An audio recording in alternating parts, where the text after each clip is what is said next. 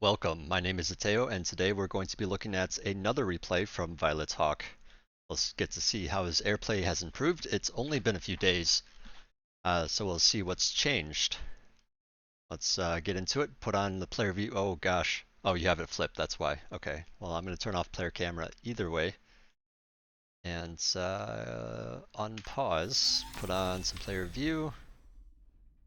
See, I don't think, yeah, I can still see their stuff, so let's go like that and like that. There we go. Okay. So this first part, there's a couple of things I said to maybe rearrange or do a little bit differently in terms of like the mid game, but not so much this opening. This is pretty solid so far. Doing everything in correct order, getting your bot lab out to get your cons. Okay, I wasn't watching close enough to know if you really needed that wins, but I will trust you that you did. Let's see. Ella eats all the metal. Yeah, by the way, don't be afraid to build a res bot to like eat some of that metal around. There's a couple of rocks here too. It'll boost you up a little bit, or you could just leave it for your allies to get. Either way, it's going to the teams, so no big deal. Yeah, I suppose that's a reasonable time for the storage. Alright, so now you have your air lab, you get some scouts out. Still adding on some winds. All good stuff. I did take a lot of notes, so this could be a rather long one. But I do know, there's just a lot to go on here, lots to consider. So there, I saw you just scout with your finches. At least I think these aren't finches, but let's see. Are they called finches? Yeah, they're finches for core. Okay, I get the two mixed up sometimes. So anyways, that was a really good scout, really good timing, by the way. I guess just to talk about that for a second, but you saw everything. You saw your opponent's base, you had your air units like just see everything. And you also got to see where the enemy commanders are. Obviously this is a little past when you did the scout, but that gives your teammates an idea of where the enemy commanders are. So they know how far the opponents is pushed up and where, how early do they need to be worried about running into them. So that is very helpful. In fact, very, very key.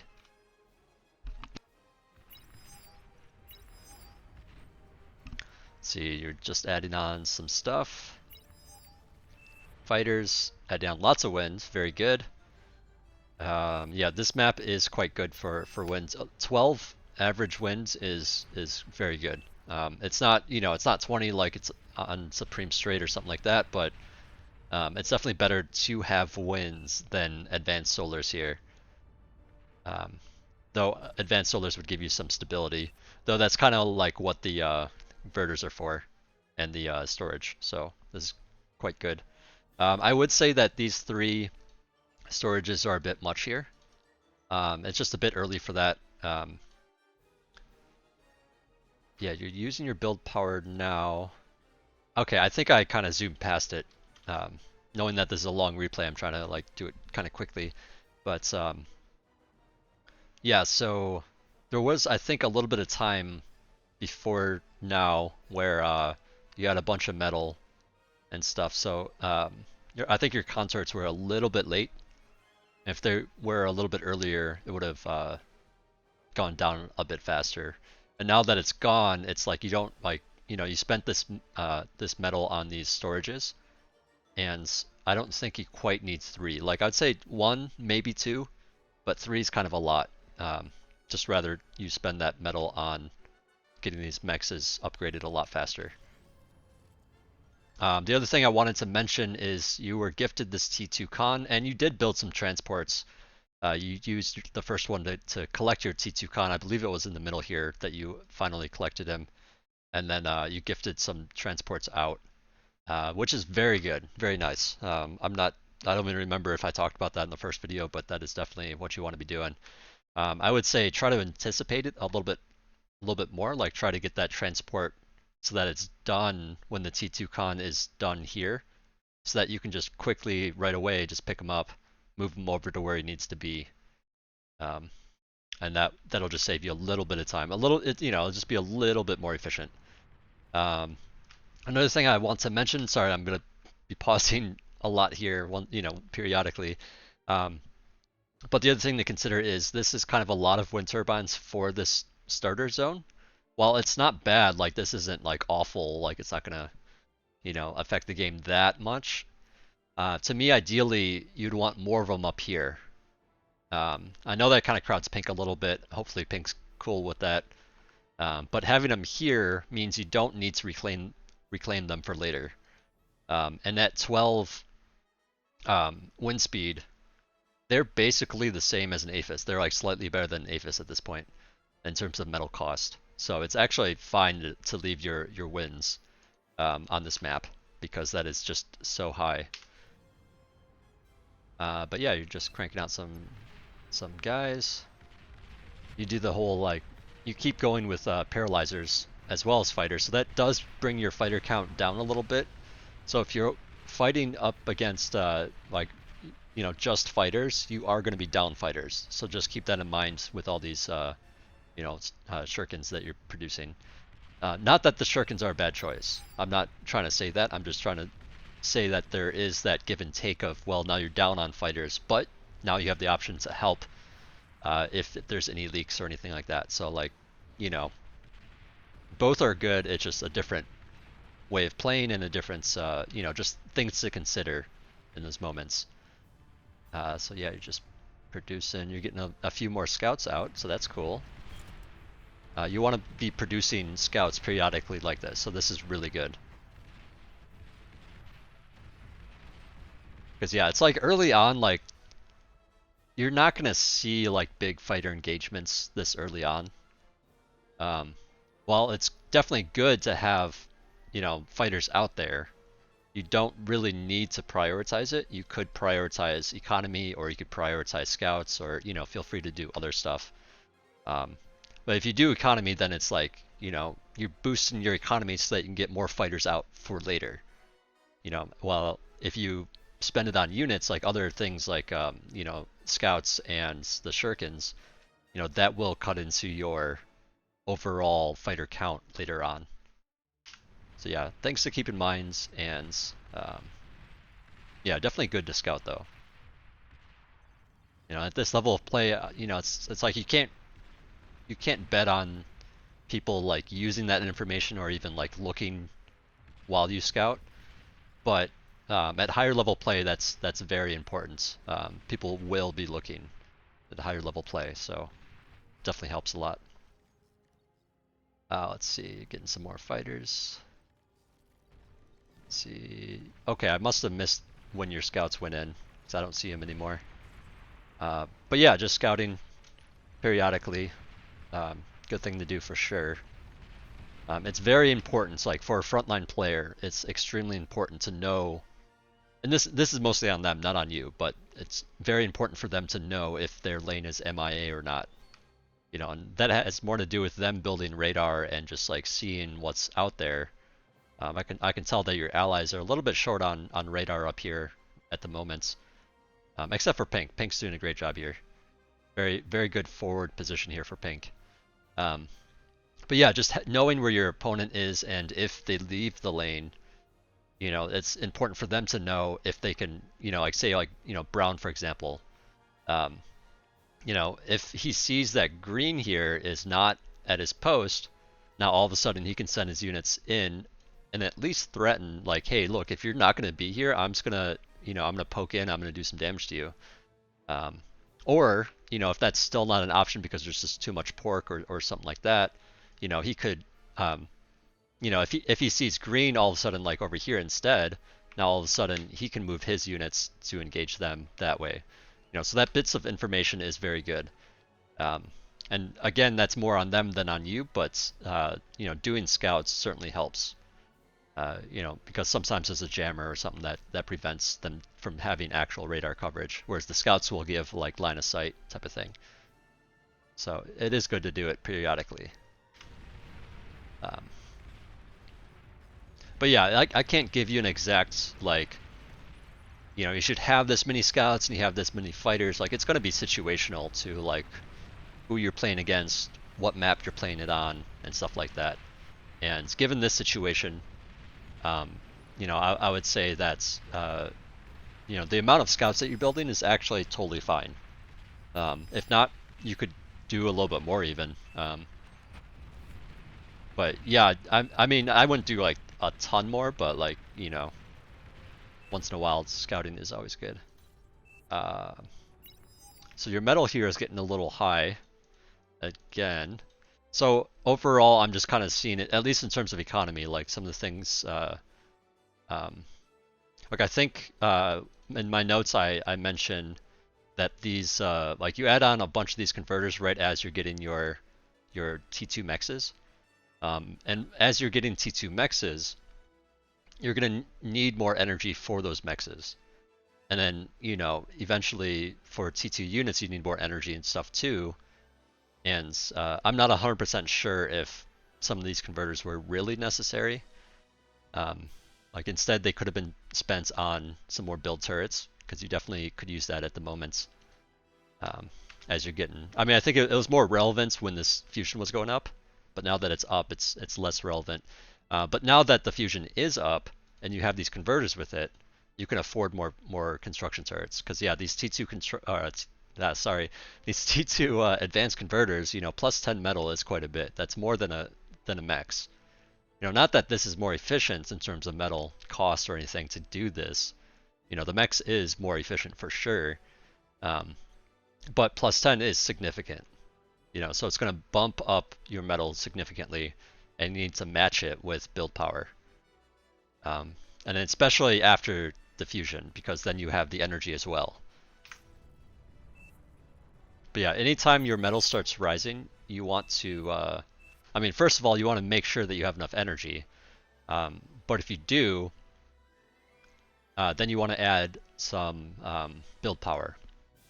If you don't have enough energy, you want to start building that energy as ASAP, but then anticipate it being done and start some build power shortly after, or when it is done, or whatever.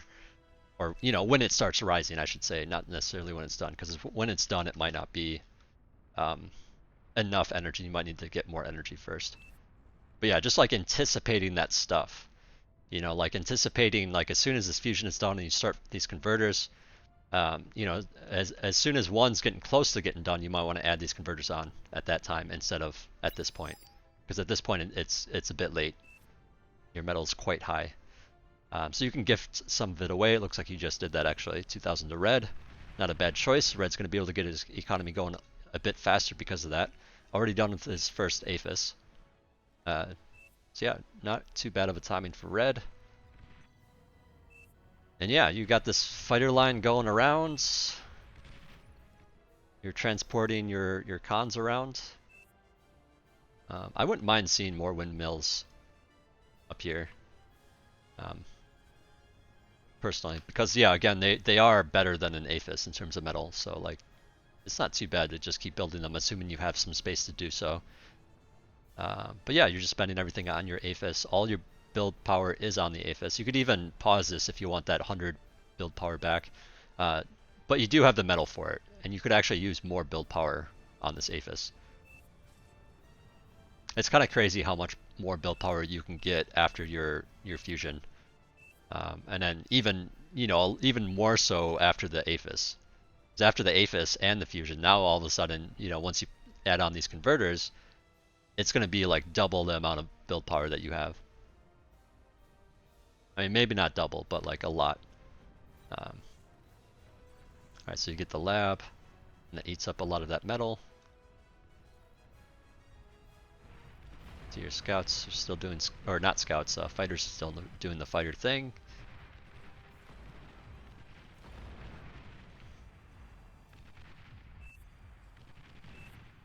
So yeah, in case anybody else is wondering, you know, I mean, Violet's, I think you understand this already, but in case people are wondering, generally speaking, you want your fighters on patrol like this, so that they can just cover the area. And that way, like, if you're not paying attention to the fighters, or, you know, to the minimap and seeing where the enemy's coming from, they'll kind of just do a blanket, like, you know, they kind of are in a way guarding the entire area, um, type of thing. So like it's definitely a good call to set them up in a patrol across the map like this. Um, Ideally, though, you want to be watching your mini map and take your fighters and respond to any air threats that are coming in. Um, which Violet, I believe you're already doing all that. So kudos to you. You are definitely very good at spotting what's coming and responding to stuff. All right, here you're poking a little bit. Uh,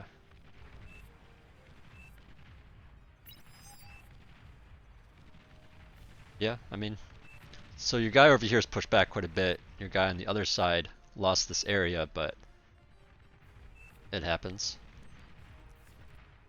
Looks like he's gearing up to do a raid. So this would be a time for, well, maybe not a raid, but he's got his force back here, right?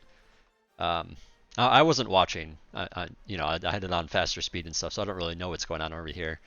Um, so this is what's going on over here. Not that this is necessarily information that you'd have or that your ally would have. But one of the things that you can do at this particular point in the game, given this situation, knowing that Pink has some units here, you could potentially, first of all, send a scout and just see what's up, right? So you just check to see, like, okay, what's even there to punish this position. Secondly, to check what kind of anti-air is in this particular region. And potentially you could support Pink, and hopefully you do this coordinated so you like move in together and stuff, but you could move in with some of the Shurikens and his ground forces to just help him out, take out this position, and that would be a very strong move if it was successful. Now, of course, there's an enemy air player as well, so like he's going to likely respond to that, right? So what you could do, and this is just this isn't something I've personally tried. I don't really play air very often. I actually load in kind of slowly, considering my computer, but so I don't get the air spot very often. But one of the things that you could consider, in theory anyway, is you send your fighters in a position where it's kind of threatening, like you just send them over here. Of course, if the enemy has a bunch of anti-air like they do, like you just get out there immediately, maybe lose like a couple of fighters and that's about it. Or you could scout it first and not lose any fighters, type of thing. But potentially you could send your fighters in somewhere, kind of feign an attack, and set up like send in the Shurikens with Pink's ground forces over here. Now, obviously, that's something that's the timing of that's going to be difficult, and you could try to sit there and coordinate, and that is going to be a hassle in some way. But another thing that you could do is just watch what Pink's army does, and if Pink's army goes in, you could support it with the Shurikens and feign an attack over here at the same time, or something. You put your fighters here, so it looks like you're like bombing or something. All these fighters go over here to respond, and then all of a sudden your Shurikens come over here to do a little support over here. Something just something to consider, type of thing. That's more like higher level play, where like the air player in higher level games will often just like take note of what's going on and try to support. Try to support wherever they're needed. Your allies are doing pretty well, so it's not a big deal at all at the moment, but especially if someone started getting pushed back, support is nice. And I think you know that, but I'm just trying to extend the olive branch into like not just for defense, but you could also potentially set up somewhat of an attack or help with an attack anyway. Anyways, let's move along. There's a lot to cover here. Actually, let me get my notes up. Go. Okay, what have I gone over so far? Actually, I'm gonna pause. Sorry, I'm gonna pause really quick to look over my notes. I have a terrible memory, so I have to try to remember everything I wrote down. Transporting the comm and stuff. Yeah, I wanted to point out. I noticed that when you grab this metal extractor, or when you upgraded it, you moved your constructor and your commander down there to assist it. I thought that little stuff like that helps a lot. To move the build power around if they are slower like that. So very happy to see that. I talked about the concerts. Yeah, I have a note about overflowing metal when the fusion was being built, but I think I pretty much covered that. Um, and yeah, the same thing kind of happened with your Aphis, where you just had too much metal, not enough build power. Uh, let's see. Okay, so this is where I am with my notes. No, I didn't do that yet. Okay. But yeah, I will point out, because I did talk about this in the other video, your building placement a little bit. Just quickly put it back on your view. Okay, so some of these wind turbines are going to be in the way I know that you reclaim them later and expand down this way, which is good. And you start some air factories and stuff back here. Um, but I don't know if I mentioned this even earlier in this video because I don't quite remember. But um, some of these wind turbines could have been over here. Like once you get your energy established, like your initial energy, and it feels okay, but you want to add on more for later, I would try to put it out here more, where it doesn't need to be assisted with the con turrets. Because you don't quite need it, exactly right away.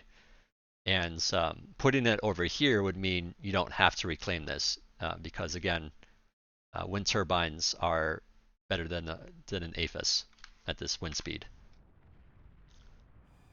I'm still sharing stuff to red. Nice.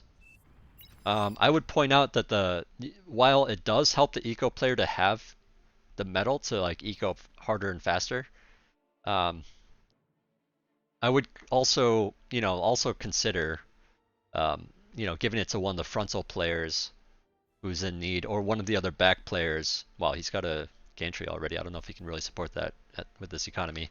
Um, but yeah, supporting one of the back players, to try to get their economy jump started. Because oftentimes, I don't really know in this particular case because I wasn't watching these players, but oftentimes the mountain position, your white player needs or gets support from this back player, right? And so their economy isn't doing as well as Reds. So that would be another good option to try to jumpstart their economy or boost the economy of front player as well. I'm not trying to say that you made a bad choice with the red by any means. I definitely think red is in a position where he's doing quite well. You're boosting him up, and he's a player that can utilize your metal. But just to put that out there, that in some situations it might make more sense to give it to somebody else. So let's say you're getting your Aphis, or second Aphis. Another thing to note is at some point, obviously you have a ton of metal right now, so you don't really need to. But if you had enough build power with this, you'd be able to get this a lot faster. And if you start running out of metal, then you can eat this fusion. Or, say an ally's not doing so well, they just lost like a ton of energy production or something. You could gift this fusion to somebody else because it's kind of minor things compared to this Aphis. Aphis gives like, what is it, like 4 times more? Let's see, I'm gonna check that real quick actually. Let's see your T2 builder. Okay, so yeah, so Aphis, it produces basically 3 times more energy, and it costs essentially, a little bit more than double the amounts. So it produces quite a bit more energy for it. It's a lot more efficient. So you don't really need this fusion anymore. You got a solid economy base with all the other stuff. So yeah, just something to consider there is that you can just like gift this out to somebody or eat it for metal. And then yeah, just the build power thing I think would help a lot. But yeah, overall you got your fighters going. You've been doing some nice scouting. Here comes actually another scouting. I want to actually point out how you're doing this scouting. Okay, you didn't do it there. You just sent them in at that time. I'm not sure if it's later or if maybe you did it earlier. Oh, so this one gets in. So you got some more information there. Um, but one of the things that I noticed you doing that I thought was really good was you have your fighters here. You move your scouts in all these different directions, but then you pull right back out. So you're kind of like testing where is the air defense. Knowing that if you send them all the way in, they're just going to get shot down, right? Um, so since they have radar on them, you get to see where the enemy fighters are before anything. You can just like pull out, or with the line of sight, they can sometimes see the fighters too. And it's just like really nice to see, like some nice micro with that actually, because oftentimes I don't see micro with any of that. So all very, very good stuff. You're actually turning out to be, soon you'll be a fantastic air player. Uh, but yeah, let's check back at your base. Your second APHIS is done. Okay, so you started eating, yeah, your wins. Oh, your con got a little bit wedged in there. Okay, there we go. Yeah, and also when you're going air, it's not going to exactly be a 4-to-1 ratio in terms of APHIS to converters. You might need a little bit of additional energy. At this level of play, oftentimes like people will be overflowing energy, so it's kind of fine. But just note that your conversion is down a little bit at this time. Not that the converters are super, super expensive or anything, but you might be able to get away with just doing like one less converter or something like that. Because yeah, what is it? It's yeah, 600? No, yeah, 600 energy to fully use the converter for 10 metal. So what was I saying? So yeah, with 600 energy, it would be 5-to-1, but like obviously air costs a lot of energy, so you might need a little bit extra. So obviously people generally do 4-to-1 so that you have a bit of extra energy for stuff. And I'm just saying that with air, you might need a little bit more. You might need a little bit more, or you might need some additional energy income for air type of thing. Sorry, I'm it's later in the afternoon and I'm starting to wind down from my coffee. So I'm not as put together as usual as I would be in the morning. Better than doing a late night review though, I'll say that much. But anyways, you got your fighter walls doing okay. I mean, honestly, like you have enough fighters. I mean, obviously the opponent's going to have a lot of fighters as well. But you can start to do things like bombing runs as well now. Now it gets a little bit hairy. I mean, and I say that because you have some APHISs done. Like bombers are not going to be that expensive. Obviously they're much more expensive than fighters, but 300 metal is not really that much either, right? Or for T2 bombers. And I say that, and I think a lot of people, a lot of new people especially, think of do bombing runs after you win the air engagement type of thing. And that's a reasonable thing to say, right? Like you beat their anti-air and then you bomb. And if you try to bomb beforehand, then all of a sudden you're just going to lose your bombers, right? Because they still have all that anti-air. But what I will say is you can actually still do a bombing run. The only thing to consider is you want basically to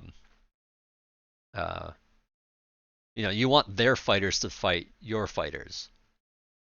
You want them to distract them from your bombers. So you might want to do things like, send your fighters down this way and then send your bombers down that way. So you can do things like, maybe with your bombers you want some fighters with them. Firstly, to like absorb any anti-air that's on the ground, or maybe there's some fighters nearby. Then your fighters can take care of those or absorb damage for your bombers. And then your bombers can do the actual damage on a base. And obviously, like if you're doing something like that, I wouldn't necessarily, like I don't think you'd be able to get too much done with trying for back base, but at the very least you could bomb a frontal base. Um, and the bases on the sides are ideal for that because if you pull his entire army to this right hand side here with your fighters, kind of feigning a bombing run over here, and then all of a sudden bomb this location. This is a lot easier to bomb at that time then. Um, Especially at this kind of lobby, like, I wouldn't think that the, opposing air player would consider, that kind of thing. But I guess I never know. Um, I feel like all these players are playing a bit better than when I first started, and there's a lot of new players that just didn't know what they were doing. Competition's a bit harder. Okay, so what are we doing here? Okay, so you're scouting a little bit more, kind of testing the waters. Very good. You're doing that scouting, instead of sending your fighters in the check, which is excellent. You're losing the scouts instead of your fighters. By the way, if you were ever in the position where you feel like you need the scout ASAP or something, like you want to check something now instead of like in a few minutes, feel free to select like, a handful of fighters from your force and use those as the scouts. They're not going to be quite as good or anything like that, but, scouting that kind of way means, yeah, I'm sacrificing a couple of my scouts, but then I'm getting that intel that I feel like I desperately need at this time. Um, for example, say there was a Ragnarok going up like on one of these rocks here or something, and maybe somebody sees a tiny blip of like some aircraft or something like hovering around this cliff, and it's possible at this time for your opponents to have a Ragnarok or LRPC or whatever. You can quickly scout it in that kind of way, or maybe it's like a TAC nuke launcher or something. Like just knowing what's coming can sometimes be a big deal. Because yeah, otherwise you might see like, oh, there's like, some enemy aircraft constructors hovering over this cliff. You could just assume like, oh, it's a plasma cannon or something. No big deal.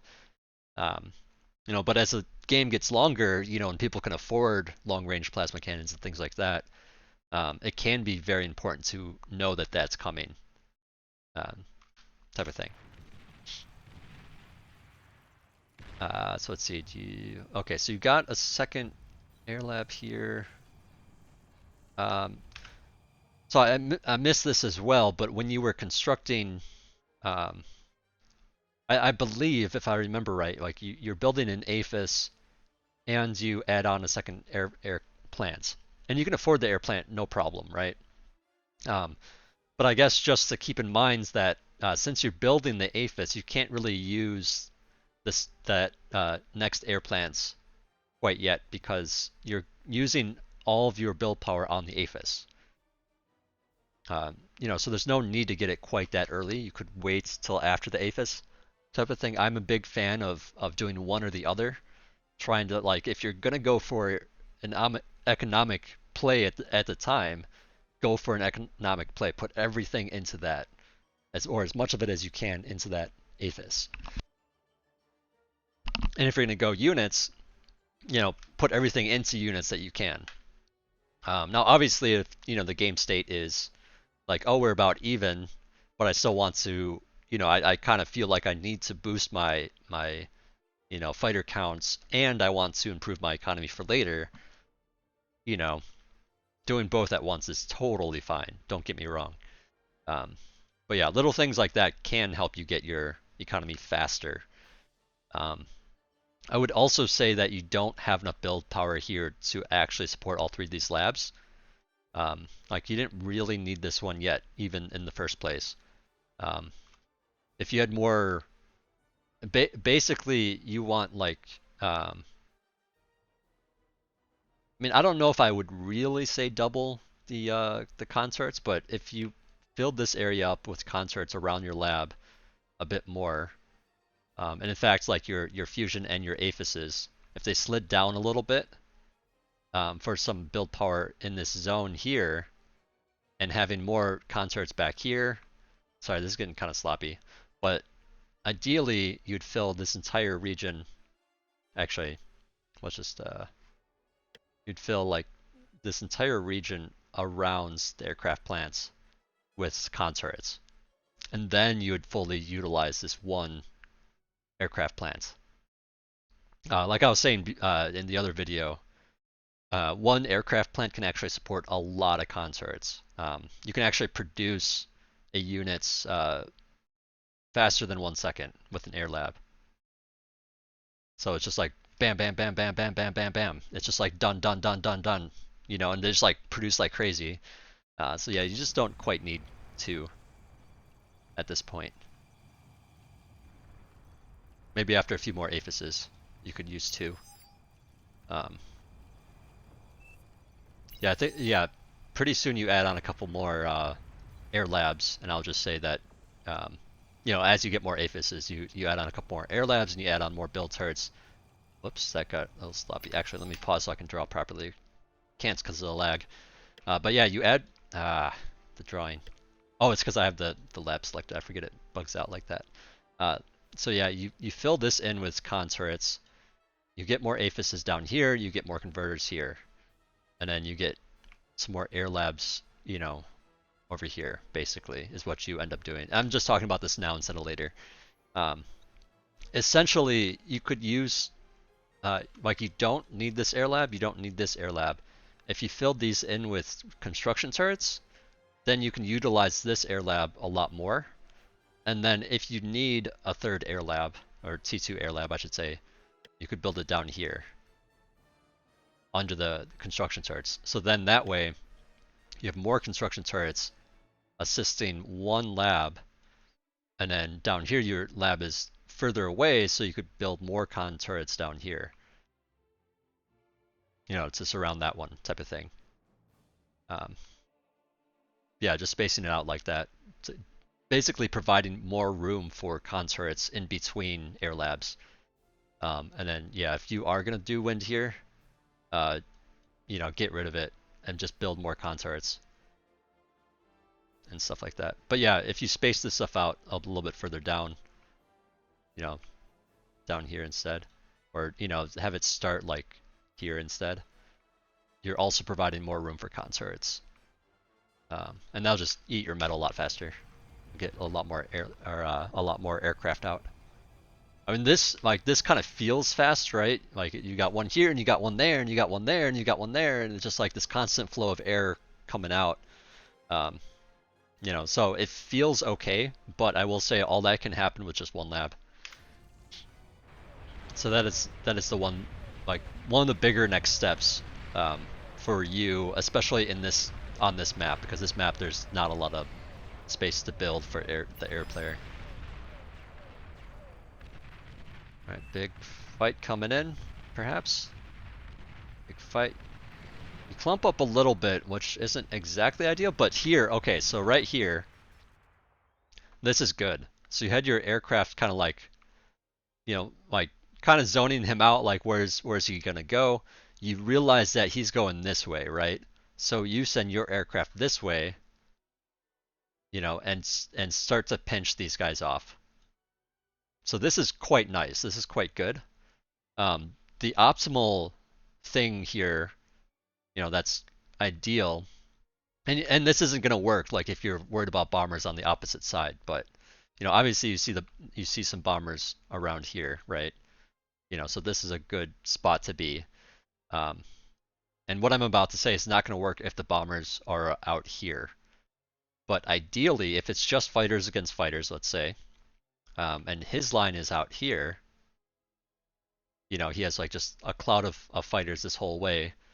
You want your line to be perpendicular to it, basically, and then go this way.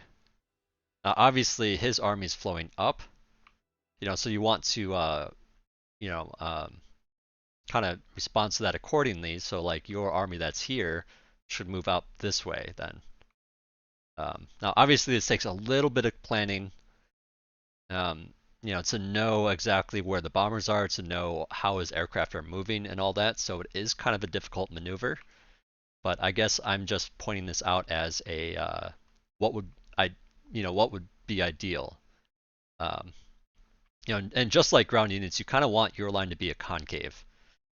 So his actually is a little bit of a concave, I suppose. It's like a cloudy concave thing. But say his concave is kind of like how it is. You want yours to be like this essentially, or now obviously you're coming in from a certain angle, so you're not going to have a lot of fighters on this bottom area here. So it's actually going to look more like you have stuff around like this, or maybe it's it cuts off a little bit more like that.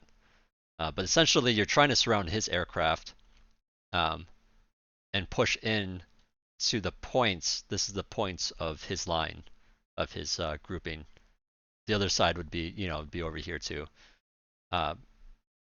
So the whole thing is you have all your fighters, picking off a few units that are in this zone and working their way up. Sorry, this is getting quite messy in terms of drawing. You take out this group and you're moving this way, and his units are moving up. So your trajectory should actually be more like that. And again, if he had bombers over here, all of a sudden this is going to be really bad, right?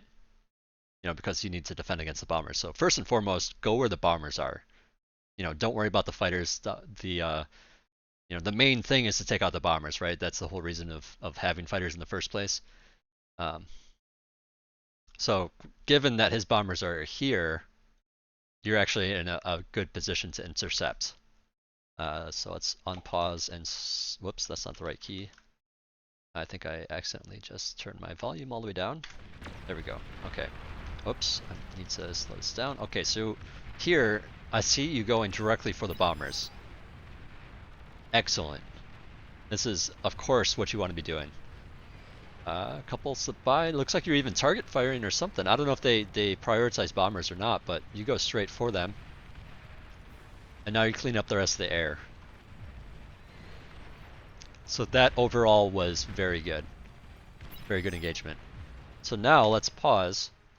And I don't know what the fighter counts were before this, but I want to check to see. Well, shoot, it's going to be hard because there's some green fighters there. I want to check the numbers. Are these selected? Or actually, I don't think I can select greens because yours are, because I have it on your, well, no. I guess I don't have it on your view anymore, right? Because I can't select with it on.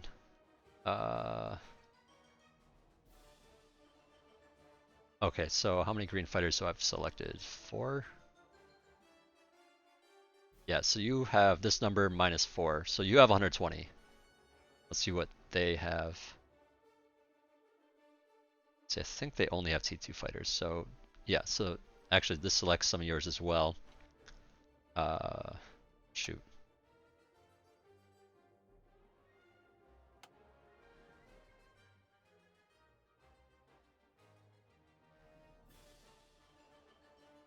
Okay, so he has 32. And you have 120, but that includes some T1 fighters as well, which are not, not bad to have either. So you have 134, which is, 109 T2 and 25 T1 fighters. So you have an overwhelming lead here in terms of fighters.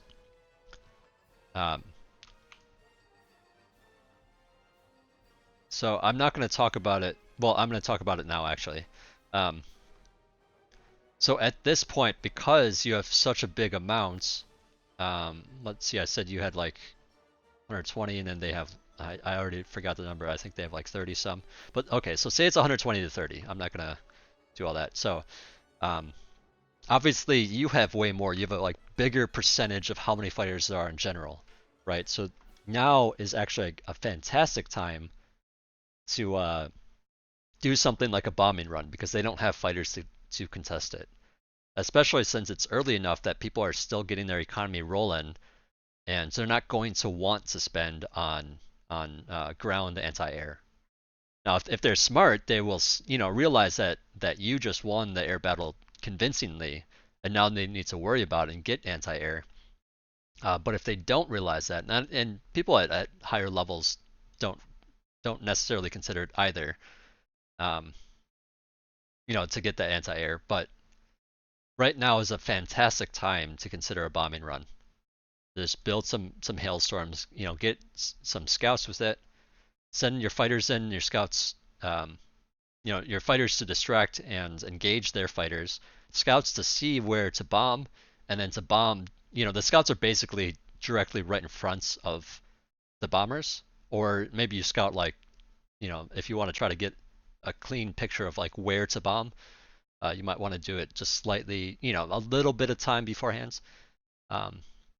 Because yeah, bombers don't have great vision either, so like the scouts are there to provide that. But at the very least, like they can get an idea of where key structures are. This guy actually has all this anti-air here. But you might be able to find an aphis or something at this time. And obviously the back players are gonna, you want to look at this, the spot. Whoops, the drawing got all funny again. But you want to look at this corner generally on this map, especially this player here because that's the eco player.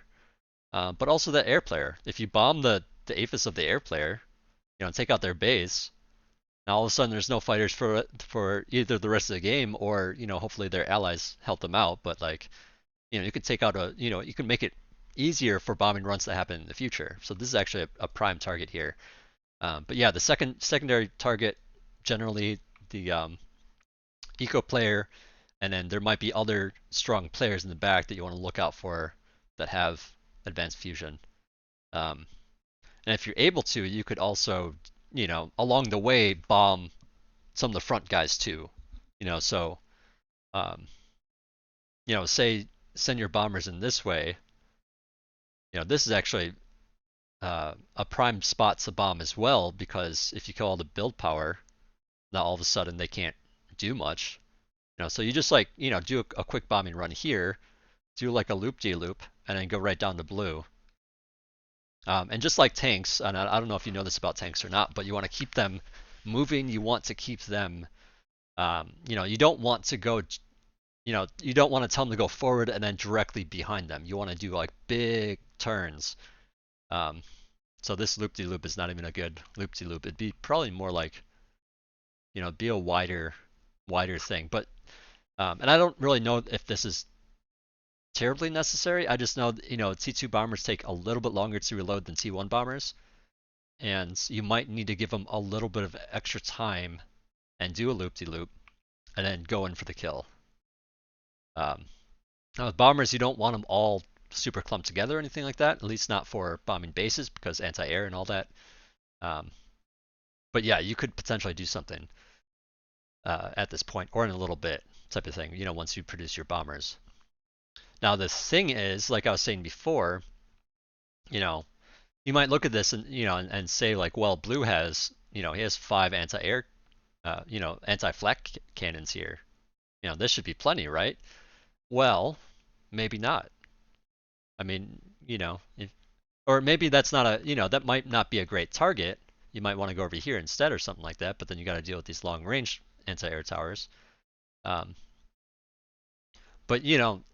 first of all, find the hole where there's the least anti-air. But even if there is anti-air, you send your fighters in first to distract the anti-air, and you want to spread them out. You don't want them clumped up because even flak cannons have some AOE. 86, which is pretty significant. Not as much as the I believe these guys have more.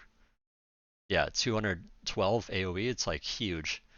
So yeah, obviously you want to spread everything out and have your fighters go in first, and then bombers directly, after that, while the fighters are distracting it.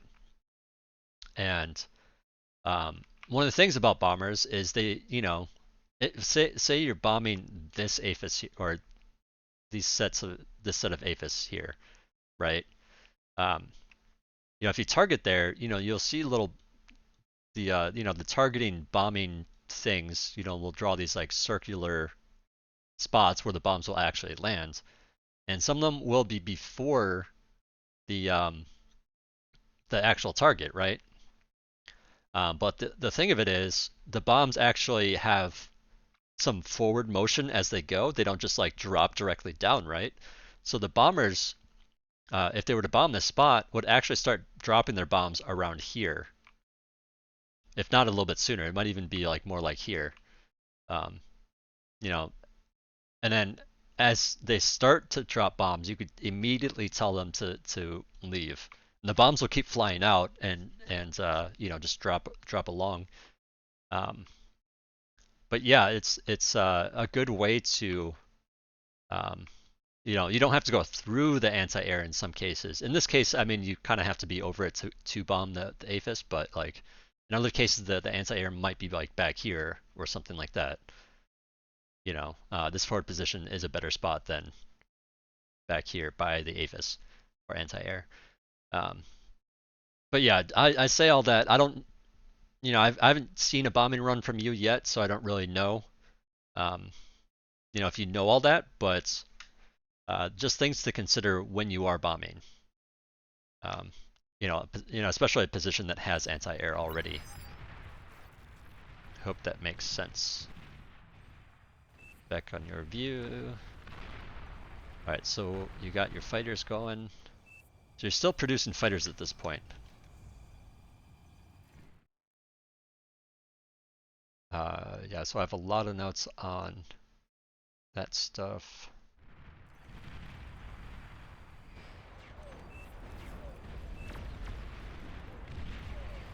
So yeah, at this point I'm basically going to fast forward to when you, because I already talked about the economy stuff, so I'm going to basically fast forward to another fighter engagement. And talk about that a little bit, and then I will talk about, you know, more like the end game type stuff. Um, yeah, and then I missed it when I was watching the first time, but yeah, I would like to see your bombing run, but I know it's quite a bit further in the future, so I'm trying to get to that point rather quickly. So the recording's already been going on for about an hour. Alright, so here you're doing some more scouting. Yeah, so are you producing bombers yet? Yeah, so you're starting to produce bombers.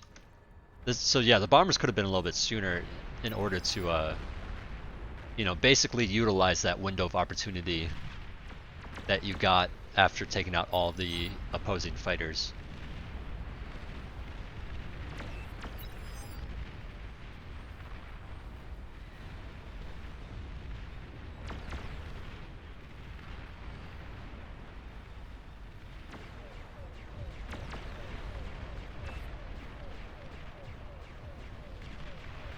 The game sounds like start to get pretty loud. I feel like the music's really quiet for some reason. Alright, so now you have a mass of bombers. I believe you build up to 20, which is it's a good number.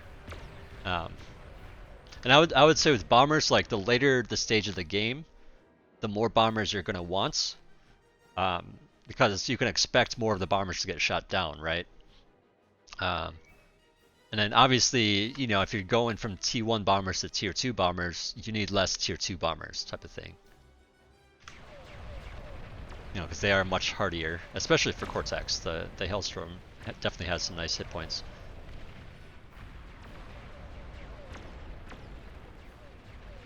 Alright, so now you're working up a lot of scouts. Yeah, so far this is good. Like you could be going like, oh, okay, looks like you are about to go. So you go this way. Okay, so you're testing the waters, it looks like. I don't know if you pulled back because you saw some anti-air. These sands are not gonna do much to your Tier 2 bombers, so don't worry about those. Let's see, who has this vision down here? Am I going crazy? Oh, it's these ticks here. I see some ticks and stuff got into the base. Wait, is this yours? No, that's Brown's, I believe. Oh no, it's somebody else's. Let me just click on it. Yeah, it's Brown's. Okay. I don't like that the colors change depending on who you have clicked on. Back to your view. All right, let's unpause. Yeah, so I don't know if you're looking right now, but this is actually like a good opportunity for you to see some of the fighters here and see, you know, where the anti-air is and stuff like that. But like right down here, like there's no anti-air here now. I mean, there's the SAMs, but you know that the anti-air is pretty light over here. Let's see. Okay, you're still trying to work it in. You got your bombers just on standby. Oh, here they come, maybe. All right. Kind of an awkward spot to park your radar planes. But yeah, that's quite a bit of information there. Well, okay, so you see lots of spam. Red player is starting to spam. Brown's moving in with, oh my god. I don't usually see people spam medium tanks, but this is kind of brilliant in a way. Kind of brilliant because, you know, medium tanks are pretty hardy. They're good at like ramming themselves through a position. And if you're on T2 economy, like you can get a lot of them. So I actually like that choice a lot by them. But yeah, this provides an opportunity. Okay, so this engagement. So this engagement, you're going right down the middle. You're trying to essentially use your fighters as if they're ground forces being shoved through a narrow spot. And I would not recommend that. So in a way, you kind of had this ball of aircraft here, and your opponent has all these fighters around here. You know, so he basically just has the surround on you, which means that this engagement's not going to go well for you. Even though in theory you should have more, you know, aircraft here.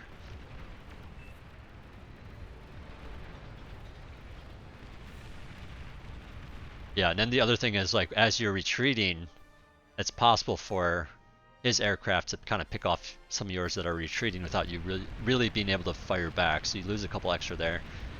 But yeah, a little bit unfortunate. I mean, you had the lead, but now it's like negated completely. So do these do any damage? Not really.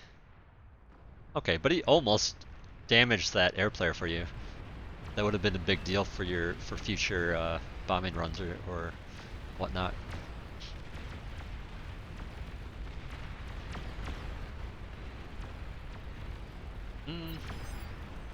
Yeah. Okay, so yeah, you rightfully points out that there is 2 air players now. And I don't really know how many fighters Teal actually had in that engagement. I didn't really see any. But yeah, you definitely rightfully points out that there's 2 fighter players here, so you should be more defensive, at least in this zone. Now, since you crushed, well, and this is mainly because you lost that engagement there, basically. But if you also won that one, and that had to do more with positioning, in my opinion. Of course, I should have probably counted the aircraft counts because it's you know, it's always possible that they just spent all their economy on the aircraft. You know, compared to yours. I mean, you definitely have a better economy, so I mean, it really realistically should have been in your favor.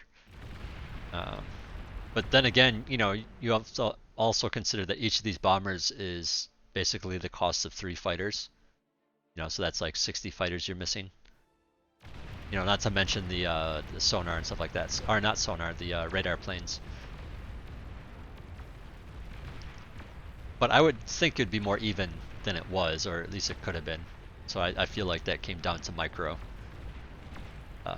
As it turns out, micro actually is very important for fighters.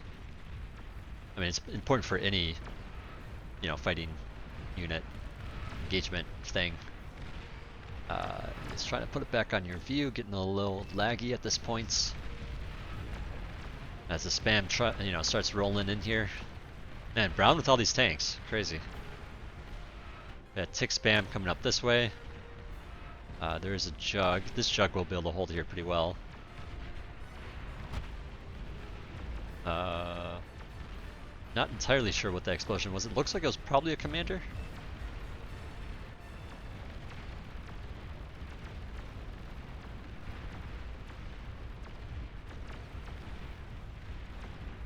Yeah, like I was saying before, like, as long as you occupy the fighters, you can still go in and do some bombing runs.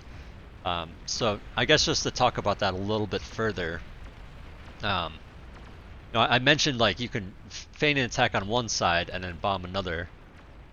You could also try things like, you could bomb two sides at once. Just have, fighters with them.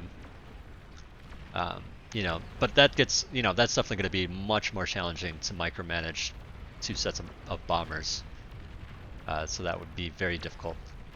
But that way it's sort of like, if you fail on one side because you just didn't anticipate as much anti-air as they had, you still have another side that could potentially do something. And really, realistically, it only takes a few bombers to do damage. So let's actually take it off player view. But like, all it takes is like, say like 2 hailstorms to get through and bomb this for all this to chain explode. The Aphis will probably survive, the Fusion will probably survive, and the Labs will probably survive, but all these winds, all these construction turrets, go down very quickly. They only have 200 hit points. Con turrets have 560, but like, they die rather quickly, and they do chain rather easily. Type of thing. Yeah, I mean, over here, like solars are a bit more, they're definitely beefier. So you're not going to be able to realistically do too much damage, though you could, depending on how many bombers get through. Like, I think for an Aphis, it only takes like 8 bombers or something like that. Maybe it's, it's like around there somewhere. I forget what the exact number is. Like maybe around like 10 bombers, maybe a little bit more, a little bit less type of thing. But you have 20 bombers, so like you can afford to lose some of those and still deal damage. And when things chain explode like that, it's worth it. Considering bombers are only 300 metal each.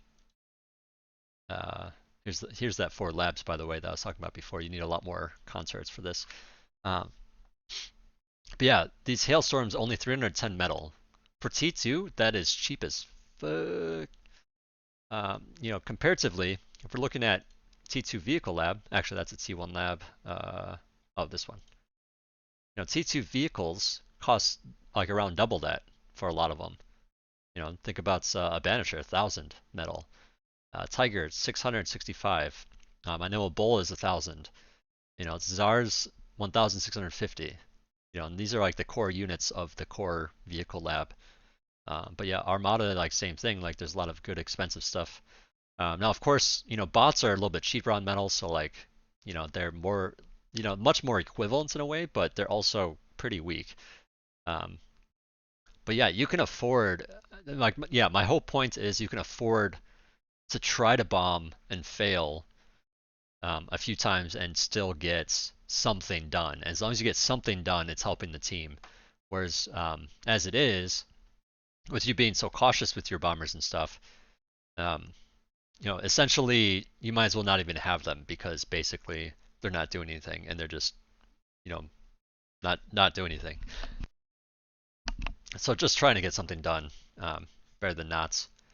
And it's sort of like the longer you wait, the more chance for them to have more anti-air up to respond to it properly.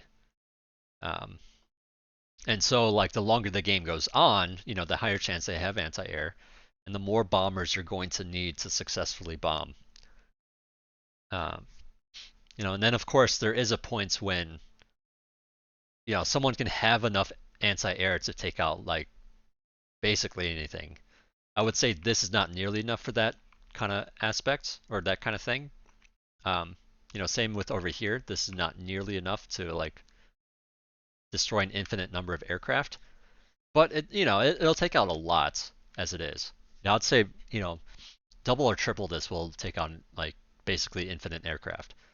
Um, you know, mixed in. Like if I guess I should say if you know, these flaks were mixed in with these at a singular base, um, you know, then it'd be much more difficult to um, you know, stop an infinite number of bombers. Or then it would be much harder for someone to successfully bomb.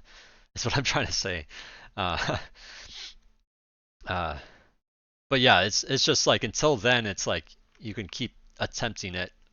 Um, you know, and maybe this is something that you just kind of need to experience to know what the numbers actually are. Um, you know, maybe there are some actual numbers out there, but to me, you know, you kind of have to play it by ear because you know it comes down to a whole number of factors of like, you know, where are the anti-air positions, like, you know, how many anti-air is there, and then how many bombers do you have, and then how many fighters are going to respond to, you know, it's like a lot of factors that go into it. So to me, there is no exact number.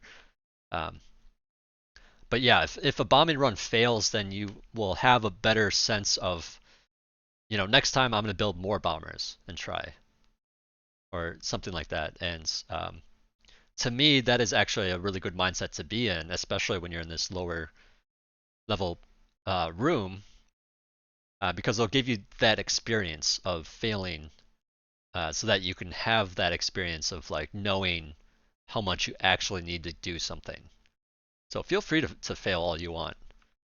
Um, you know, and I've definitely had games where I've failed completely and utterly, and my team just wins it for me anyways. So like it didn't even matter, but at least I tried, right? Because if I didn't try, I'd just be sitting there doing nothing. You know, so take that as you will. Um, let's see. But yeah, eventually you do this bombing run. I should probably unpause it so that this replay keeps going. But let's see. Still anticipating all of that. I talked about the factory counts. But yeah, it's I guess just to go back on that and touch on that a little bit. Ideally, in order to support all these factories, they'd have to be like swimming in build power. Like you'd want something like this, or you know, even more. You want this like gigantic square around them to even support like two of these. So the other thing is you can space them out and put build turrets in between them, to just give it some more oomph, and that'll help a lot. So this is your economy. Yeah, so you're floating a bit of metal here for sure. Definitely need some more build power on that. But yeah, your fighters are coming out super fast. Super fast. Think about like, okay, you know, so you have plenty of fighters right now. In a way, like if for a second you just produce bombers that quickly, I mean, and obviously they're not going to build that quickly with what you have because they do cost more build power and metal and stuff. So, you know, let's say like a third, you know, let's say it's, you know, because it's 100 metal to 300 metal essentially. So you'd produce them at the third the speed, and so you'd just be cranking out tons and tons of bombers. And each of these bombers have way more hit points. So these fighters have 300 hit points. Actually, that's the, oh yeah, that is the NightHawk.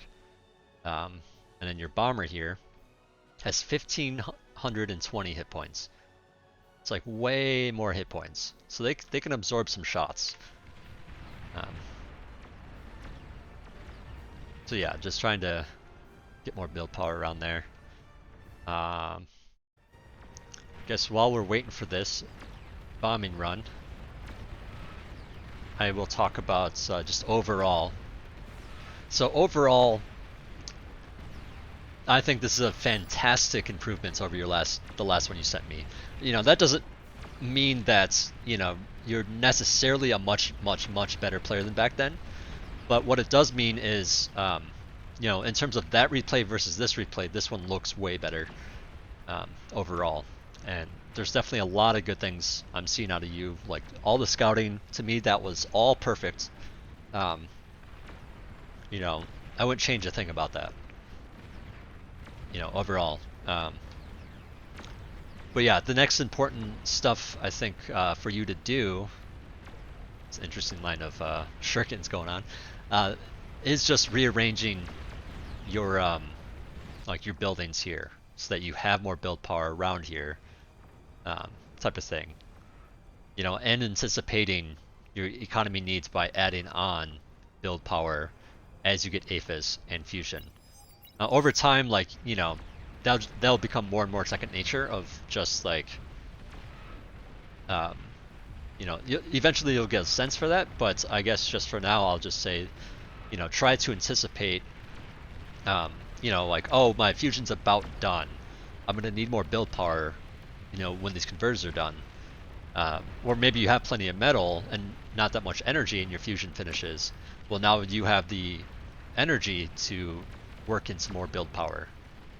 So you put some more build power on, and then you start the Aphis, and you get, converters for that. And all of a sudden you get even more metal, and now it's like, okay, I need to add on another 10, 20 converters, or not converters. Sorry, do not add on 10 or 20 converters at that time. Uh, add on 10 or 20 construction turrets to assist, more construction, either more Aphis or more aircraft or whatever it is. And that's true of any position. Just trying to anticipate, um, keep your build power growing with your needs, essentially. So, um, that's the most important thing. But yeah, also the where you're placing things is starting to become very relevant as well. Um, um, Also, I will mention that at this stage of the game, you start working up a lot of Aphis. And even like before this many Aphis, like say you have like 4 Aphis or 5 Aphis, um, you can consider other stuff as well. You don't necessarily need to go all in on air. Um, it's hard for me to say exactly what you need because it's like you got those a while ago, and maybe I should have tried to point that out more at the time it was going on. But yeah, it's hard for me to point out exactly what you needed at that particular time. Like if you needed spam or T3 or whatever it is. There's a lot of options. Actually, let me list off some of these options here. Um, okay, so yeah. Um, but yeah, I guess just to state, like as a backline player, you want to consider all these different things of like, okay, my ally's not doing so well over here. Let me support them in this way. Or maybe my ally's doing really well over here. Let me assist them with destroying this side. And I think you kind of tried to do that in the middle with all the ground units that were pushing forward here. But then your fighters, were here and your opponent's fighters were here. So you got surrounded easily and killed off, and it didn't help much. And it's just does not necessarily need to be all together. Like if your allies are pushing hard down one side, that might mean some of these players over here are responding and moving this way. At least with some of their forces. Maybe not all of them, but some of them in a lot of cases. Which means now there's an opening here and you can send a bombing run down this way. So there's things like that you can do. But yeah, going back to what I was just saying before, um, yeah, so sticking with air, totally fine. Just I would say maybe try to do more bombing runs with all that. But if you wanted to mix it up, or you decide to like this is what my team needs at the moment, you could do T1 spam, you could do like tier 3 production, you could do like a some tier 2, and just like if you see an ally that um, you're looking at his army and thinking, oh, he could really use some snipers here, or he could really use this unit here. Whoops, just bumped my mouse. Um, you could add those units on for them, and you don't need to commit everything to these things. The T3 you'd have to commit a bit more than say doing tier 2 or tier 1 spam or something like that. Um, you could do other things like build a Ragnarok or a Calamity. Um, at this point, you're starting to get to the number of fusions that you need to actually fire it pretty efficiently. But if not, you could ask allies to, once the calamity or whatever is finished, you could ask an ally to provide some aphis for it or something to support it firing faster. Um, you know, it's the it's those rapid fire long range plasma cannons are basically there to end the game, to be like a game winning uh, move if you're actually able to get it up.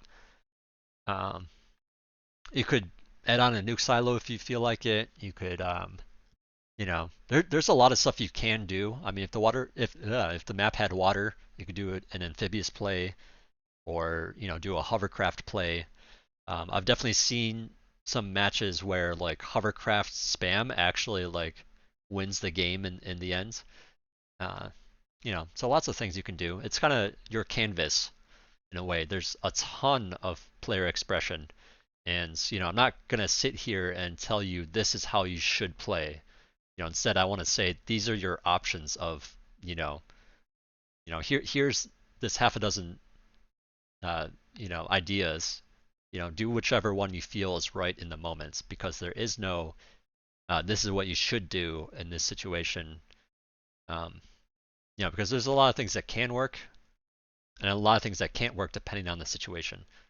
In this particular case, at this particular time, um, obviously, like I wish I'd pointed out earlier when you started to work up a bunch of APHIS, what you could do. Um, but yeah, right now, I would say A, you see a lot of stuff here. B, you know that some of it is spam, and you know that there is some T3 mixed in with it. So this is pretty typical. And then over here, you see a lot of T3 from blue, and some, well, in this case, it's anti-air, but like he could have some spam with that as well. Um, so I'd say here is pretty well defended in a way. I would check this area. Send a scout, like just see what's over there, especially knowing that this player got hurt earlier. So they're not going to be as strong. But doing a play to support pink and pushing through here, um, and even if it fails and you do it again and again and again, and it keeps failing, usually that means it's failing because the players in the middle are sending something over to defend it. And if they're doing that, that means this side is weaker. And now all of a sudden, all these tanks and the spam are a little bit stronger. To go that way. Sometimes it'll be like the blue player. The blue player will try to respond, and even though they're so far away, they feel it necessary to try to carry and try to do the best they can for the team. So they'll send some support over, maybe not everything, but like some support to try to save them. And if they send enough, then this side could be weak as well. So you kind of have to look for it. Um, Now let's say you did scout and you see stuff. Okay, so this is, say you scouted and you see all see this stuff. I would say A, not a ton of anti-air. Now obviously green has the fighters, so it gets harder to do that with that in mind. But I do see some weakness here, and I would actually say in this particular case, T3 or snipers or what are they called? Starlights, like might be able to help destroy these Thors. But given that there's, it's 3 Thors, that's going to take a while to actually kill. Like you have to be very careful about stuff like that. I would say that the bombing run down this alley is a good call in this particular case. And obviously green has been good about responding, so you have to be careful about that with your fighters and stuff. And I believe that is where you bomb, so we'll find out. Oh yeah, one of the other things that you could do, and this is just like, I've only seen this once, and I've only seen it down one lane, but potentially, I feel like I need to pause because it gets so laggy. I apologize for that. But potentially, what you could do is say this player here gets Juno'd over and over again, and they don't have good vision, and say there's no spam, allied spam running down here, or anything like that. They just, they have some like long range stuff. Let's say they have some starlights, or say they have some Mausers with these bulls, um, but they can't really utilize the bulls or I'm sorry, the Mausers or starlights. One of the things that you can do to help support them, and this is something that they could do themselves, but what you could do also is just build like an air lab. Find a good spot for it. Try not to be in the way, type of thing. But say build like a T1 air lab, surround it with a few turrets, and just once all that's done, you don't need anything else there. But you have that lab just produce scouts, and you just put it on repeat and do like this scout spam down here. And that way, if there's anti-air, the anti-air will, um, some of it will be taken up dealing with the scouts that are coming in. But at the same time, it'll provide a constant flow of vision, uh, to help with those long-range things. Especially useful if they're dealing with um, uh, a jammer. If the opponent has a jammer here and they can't exactly see in there with radar or anything like that, it can be useful. Obviously the other choice if they had a jammer would be to get Junos and stuff. But yeah, it just provides some vision. And then even if there is a radar, like, say the team doesn't have any pinpointers, um, it can provide that line of sight so that, units can actually fire directly at the target instead of wherever the blip is. Because the blip can move quite a bit off of where the actual unit is. But yeah, speaking of pinpointers, that is another thing that you could do for support here. Let's select where's your T2 builder? Oh shoot, he's getting lost in the okay, here we go. So pinpointers, utility building, only 800 metal. It's very cheap at this point. Like this is basically free at this point. But yeah, you can build them anywhere. They're map wide, they're team wide, and building 3 of these for your team means there's no radar wobble, which means anything on radar will shoot exactly where that unit is. And so there's no guessing without any pinpointers at all. To attack this guy, he's exactly there, but the wobble could be all the way out here. It could be all the way out here. It could be down here, it could be up here. Like there's actually a very large area the wobble moves to. So it can actually be like quite a ways off. So it's quite useful to have those pinpointers. On this game, you're not dealing with spies, but if there were spies in the fray, just cloaked units like doing stuff, you could also provide things like the countermeasure system. They do have a radius. It's kind of hard to see with all the other radiuses going on, but it's just like, well, say I build one right here. Its radius goes like around this way, like it's that big. Just an FYI. But yeah, if someone in particular was dealing with cloaked units or the enemy spotting them when they're not supposed to be spotting them, usually that means there's a spy or something nearby, and those things can help detect the spies. There'll be like it only detects them when they move, but essentially while the cloaked unit is moving, it'll make like a series of like circles around it, kind of saying like this is where something's moving. Units will not automatically attack it, but it does help allies, see them and manually attack them to get them out of the way, which can be a big deal. Not in this particular case at all, but can be. Yeah. I mean, at this point, you can kind of assume that everybody has anti-nuke, except not in this case, apparently. I only see anti-nuke on the left-hand side here, these big white circles. So this whole side over here is actually ripe for nuking. Actually, no, there is an anti-nuke here, isn't there? Okay, so yeah, there is an anti-nuke there, but even if there are or is anti-nuke all over the place like there is, actually, yeah, say these positions, obviously there's a ring here, to here, to here. This whole zone here is very nukeable. And since you're the air player, you get to scout and see where those anti-nukes are. So after they're scouted, if you zoom out, you should be able to see where the rings are. And once you see where the rings are, then you can figure out where to nuke. And it doesn't have to be a base. It could just be an army. You know, if you nuked right here, right now, and they didn't expect it to be right at this location and move out of the way, that's a lot of dead aircraft. That's a lot of dead defenses in this zone. Now, obviously, Brown is here too. You wouldn't want to nuke your ally. But, like, before Brown moved in, if this was nuked, you know, this would make this much more pushable. And just FYI, you know, there's... Whoa, did I really screw up the ring that much? Or no, it is right there. I guess it just disappears when I zoom in that much. Yeah, so let me just draw this so I can zoom in better.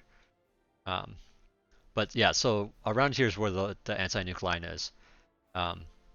You can actually get right up next to that line. You could nuke like right there. And obviously that's not a great spot, but I hope you get the idea of like, you know, there's lots of spots. Like right here you could nuke. And that nuke, especially the Cortex nuke, which is a much larger radius, this would at least destroy this stuff. You know, there's, I guess, not a ton of great nuke spots, but like, you know, spots that like, if it was nuked, it might deal enough damage to help your teammates just push through that location. You know, so yeah, just something to consider. Just another option. Your ally has some nukes going on. So yeah, they could totally be doing that. Okay, so Brown does get in here, takes out the anti-nuke. By the way, if anybody watching this you know, when you guys take out anti-nukes, mention it. You know, because there's a chance, especially if someone, you know, mentions that they have a nuke, but there's a chance somebody has a nuke ready already. They're looking for opportunities. So like, you know, things like that, mention it.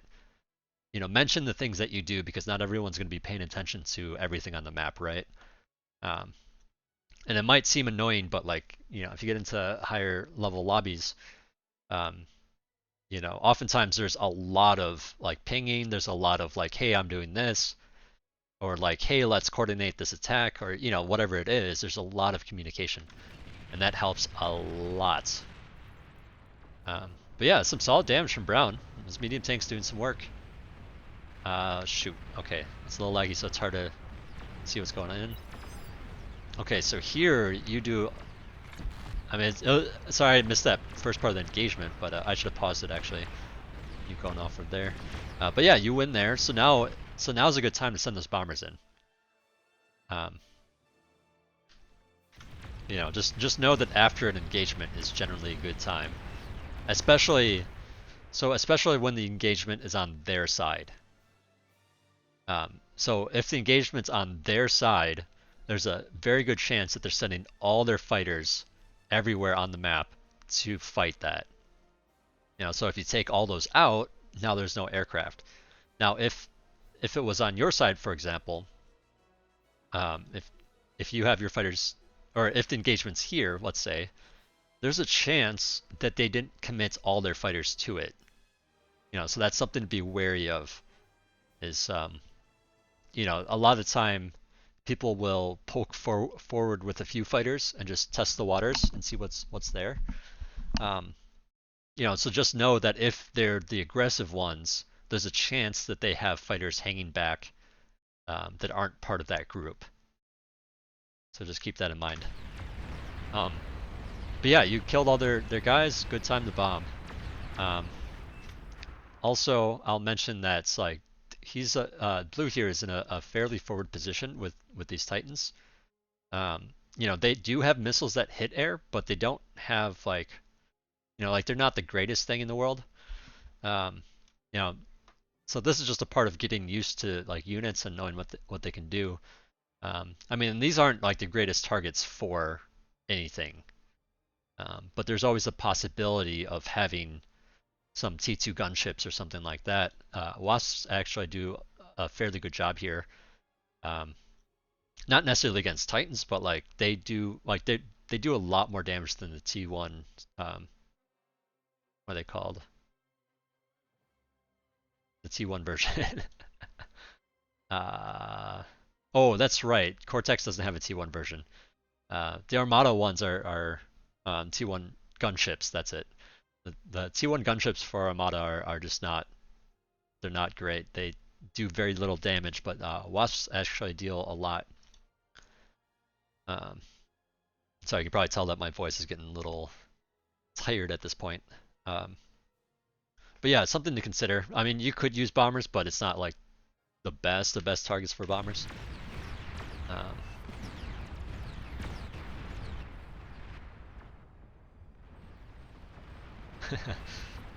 well, it's funny. So yellow was actually teal. I don't know if he doesn't like if he's just like uh, making a joke, or if he actually doesn't know what happened. But yeah, he just got hit by tanks. Okay, so here you go with your bombers. Oh, okay, so that yeah, that's a nuke. Okay, so now this player's just out of the game, essentially. Uh, okay, I should slow this down before I unpause. Maybe not quite that slow. Okay, so what do you do with these bombers? Wait, how did this even explode here? I have no idea what exploded that there. Uh, might have had a bomber out there already, I guess. I'm sorry, I guess I missed that. I would say that your bombers here are a little bit too spread out. Um, like this is kind of like where your bombers are is this like big area. Ideally, that area would be more like like that or something for this many bombers. Obviously, if you had a lot more, the area gets you want to spread them out so that area gets bigger. Um, but yeah, there's a little bit far away, but yeah, it's hard to control them so that they're exactly how you want them. But let's see. So you bomb that, and actually, so sorry, I'm pausing a lot at this point, but I want to go through all this stuff, and I didn't see it the first time. Um, so these bombers, if you look at the burst damage, that's their actual damage. So they do like 1,665, and I believe that is spread out against all the different uh, missiles. So it's not going to quite be that number, but one bomb will easily take out a wind turbine. Will easily take out, or a couple of bombs maybe will easily take out a construction turret. And each bomber has a bunch of bombs, and then you have a bunch of bombers. Um, so essentially, since you're able to get this close, and this, is going to require a bit of micromanagement, but as you get up here and you don't see much anti-air, primarily in this case because it was taken out, you can actually spread out your bombers so you have a couple of them bombing each thing. So like, and again for these wind turbines, you basically only need one bomber per set. So you drop some bombs here, you drop some bombs there, you drop some bombs here. Actually, if you know that this is T2 and in APHIS and stuff, you want a lot of bombers on this. But basically I'm saying that you could just utilize a couple bombers each. I guess think of it as like an ICBM or something like that shoots multiple missiles. So you have them going in together as a group, and you're kind of testing the waters with anti-air. Let's say you're going this way just so I have room to draw. Um, but if you don't see much anti-air, you can all of a sudden split up and go to different targets. So this, scouting helps know what targets are available and how you want to split them up ahead of time. But yeah, you have them as a group, move them in, and then spread them out to these different locations as they get there. Obviously, again, the bombs drop pretty early, so you want to do it maybe a little bit earlier than you might think. But yeah, you can definitely spread the damage out a bit instead of concentrating a lot of bombers on one spot and just kind of not utilizing them to their full extent. Now, if you did run into anti-air, say you have that group again, you're moving this way. Say there's a flak here. Now, obviously, you don't want your bombers. Actually, you should still spread out in that situation. But yeah, if there's a flak or something there, like you don't want this small cluster. You kind of want them. You want them spread out a bit more. Um, but yeah, not, ideally you wouldn't have a bomber trailing back, all the way back here. But yeah, I understand that that happens with micro with aircraft, so I get it. But yeah, it's some nice damage overall. Your allies provided a very safe avenue for you to do that eventually. Um, but yeah, I've in a way I feel like it was too safe, and you could have bombed a bit sooner with your fighters and stuff. Um, Also, just I guess I'm noticing that this guy's primarily doing grunt spam now. I think he was still building fighters, but it does mean that he has less fighters to contest yours. But yeah, you killed off his air. The other guy wasn't really doing too much air, and you punch through with your allies, and that pretty much wraps it up. I already went over my final all in all thoughts, so I'm not going to cover that again. But yeah, I hope you learned something. This replay is pretty much over. And really nice job. Seriously, really good. I'd say this is definitely above average airplay, for sure. Even players in higher end lobbies don't play as well as you did this game. But yeah, again, I will just mention quickly that I think you're being a little too careful with your bombers. And yeah, if you have any questions, let me know. I'll be around, I'll check periodically. And I hope you learned something.